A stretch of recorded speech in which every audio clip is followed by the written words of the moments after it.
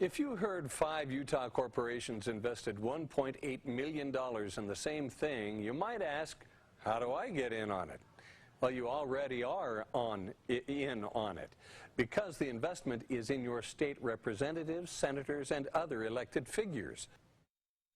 Utah has 5 corporate mega donors. They've each given state candidates and parties more than $300,000 since 2011. And there are 12 super donors. They've given $100,000 or more.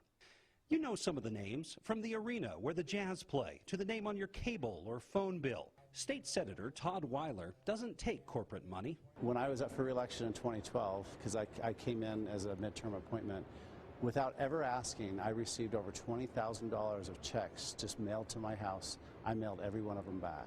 So I never asked for a penny from any special interest or corporations, and they would just come in the mail and I would send them back. Before those checks arrived, he had announced his decision, and that helped fight the temptation. State Senator Todd Weiler doesn't take corporate money. I have to assume that they're doing it to get a return on their investment. I have to assume that they're doing it to get a return on their investment.